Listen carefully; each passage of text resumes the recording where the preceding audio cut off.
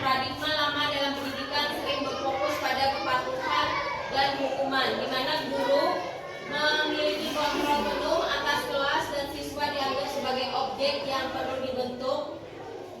Budaya positif menawarkan paradigma baru yang berpusat pada murid, di mana guru bertindak sebagai fasilitator dan siswa didorong untuk menjadi pembelajar mandiri yang bertanggung jawab.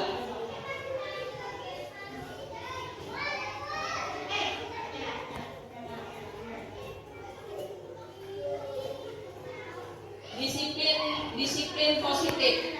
Disiplin positif bukan tentang menghukum, melainkan tentang membangun hubungan yang positif dengan siswa dan menumbuhkan rasa tanggung jawab mereka.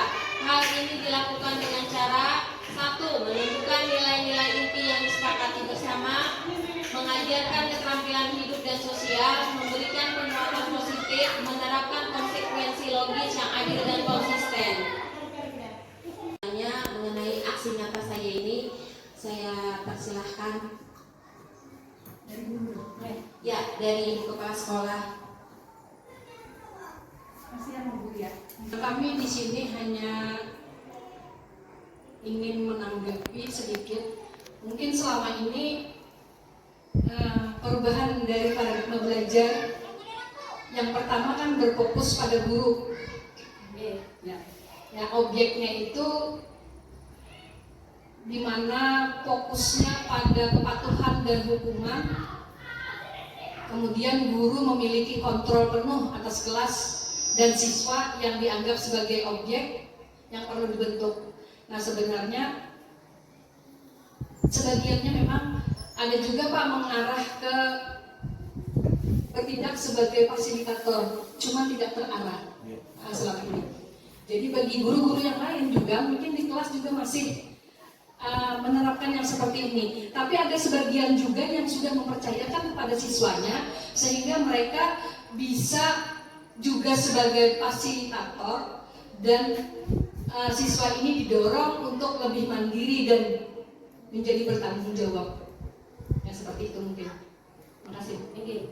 Ada Ibu Haja Siti Sarah yang telah menanggapi, yang mana kita semuanya sudah melaksanakannya Bu, cuman belum tahu nama-namanya dan juga posisi-posisinya. Dengan aksi nyata ini, alhamdulillah teman-teman bisa tahu posisi-posisi bahwa kita melaksanakan budaya positif, melaksanakan segitiga restitusi, melaksanakan keyakinan kelas, namun belum tahu namanya.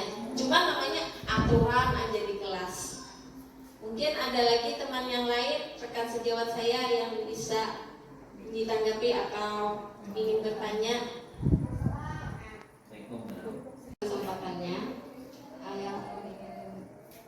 mungkin di sini sebagai cerita aja, kita kebiasaan sebagai guru itu memberikan pembelajaran secara ini seperti ini. Tidak ada yang istilahnya kita itu sebenarnya kan sebagai fasilitator nih dalam pembelajaran. Tapi kita seolah-olah bersikap diskriminasi gitu terhadap peserta didik. Ya kan, kita harus mengatur nih bagaimana belajar dia, bagaimana apa yang harus dikerjakan. Padahal peserta didik ini memiliki kemampuan untuk pengembangan diri dia. Nah, di sini kan kita mengarahkan ya kan Bunda, mengarahkan kemampuan peserta didik dalam pembelajaran. Bagaimana kemampuannya itu kan di setiap peserta didik itu berbeda. Nah, kita melihat di mana bakat dia, apalagi ini di kurikulum Merdeka kan, kita melihat kemampuan peserta didik itu bukan hanya di bidang pengetahuan, tapi di bidang-bidang keterampilan lainnya. Nah, di situ mereka mungkin memiliki kelebihan. Nah, dari kelebihan itu kan kita bisa menilai, oh anak ini kelebihannya di sini. Jadi bukan hanya dalam bidang pengetahuan. Nah, di sini menurut pengalaman saya, jadi anak itu tidak bisa dikatakan oh anak ini bodoh seperti itu, tapi dia memiliki kemampuan-kemampuan yang berbeda. Nah, jadi jangan sampai anak ini kita tadi naik kelas karena pengetahuan dia tidak samalah dengan kawan-kawannya yang lain, tapi kemampuan dia di bidang lain kan ada. Nah, di situ yang harus kita gali. Ya, karena menurut saya pandangan kita sekarang yang harus kita ubah, jangan hanya terpaku kepada pengetahuan peserta didik saja, kemampuan dia dalam menerima pembelajaran, tapi juga di bidang kemampuan dia lainnya, di keterampilan dia lainnya. Nah, itu aja dari saya. Semoga bermanfaat. Terima kasih. Terima kasih kepada Ibu Fatma atas sumbangsi sarannya. Ya, di sini makanya kita kebanyakan itu pengalaman dari saya, kita guru adalah sebagai pengendali. Padahal yang benarnya adalah guru sebagai manajer, yang mana guru mengarahkan siswa untuk bisa mengetahui yang mana disebutkan oleh Bu Fatma tadi, minat bakatnya di mana, tanpa harus melihat nilai akademiknya. Mungkin dari sini ada lagi yang ingin ditanyakan kepada Pak Munawar, apa ada yang ditanyakan? Ada.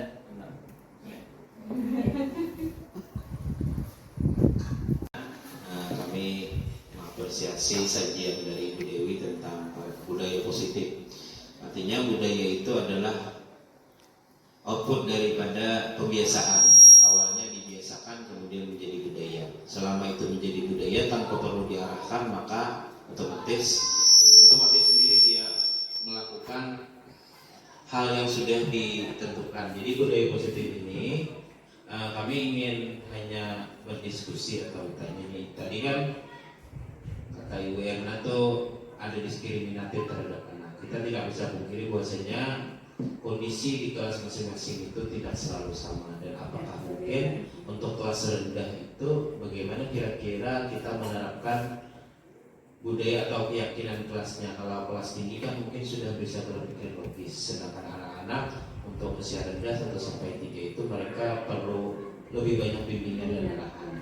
Apalagi mohon maaf ya Bu ya, di sekolah ini mungkin ada yang inklusi atau memiliki kelebihan di bidang lain. Itu mungkin bisa kita diskusi saja kami minta. Terima kasih. Terima kasih kepada Pak Munawar. Di sini Pak, alhamdulillah, kalau yang pertama kemungkinan kita sudah melaksanakan apa yang saya sebutkan, cuman belum tahu nama-namanya aja. Dan yang kedua, solusi dari anak-anak inklusi yang berkebutuhan khusus, ada di antara kami ada tercatat itu ada 3 orang, ada 3 orang. Alhamdulillah kami memberikan pelajaran mereka, kami tidak menyamakan dengan temannya. Jadi kami memberikan di mana dia mampunya. Jadi pelajaran itu kami bedakan, tapi tetap belajar. Misalnya temannya menggunakan buku paket, tapi yang ada ini kami arahkan, karena mereka ada yang belum lupa, kadang belum paham, ada yang kadang sudah diingatkan lupa lagi dia, ada yang masih belum kenal dengan angka ya, karena memang mereka sesuai dengan porsinya, tapi kami layani dengan sepenuh hati. Dan untuk siswa-siswa di sini juga kami sudah melaksanakan apa yang saya sebutkan di sini, namun tidak terdokumentasi dan tidak tahu nama segitiga restitusi, disiplin positif, keyakinan kelas. Kami yang tahunya hanya aturan di kelas, aturan di sekolah. Alhamdulillah dengan ini saya bisa menyampaikan kepada teman-teman semua bahwa namanya itu adalah sudah diberi nama, sudah diberi label masing-masing, bahwa apabila ada anak yang sudah melakukan kesalahan itu tidak usah dihukum, tapi diberitahu dan diberitahu jangka panjangnya kenapa kamu kalau berbuat seperti ini nanti pasti seperti ini. Kalau dulu kan kita harus dihukum, kalau anak tidak mengerjakan PR kita suruh lari keliling. Itu adalah guru sebagai pengendali. Tapi kita di sini harus bersikap guru sebagai manajer, yang mana kita mengarahkan siswa sesuai dengan kondisinya masing-masing. Itu saja mungkin dari saya Pak, untuk Pak Munawar.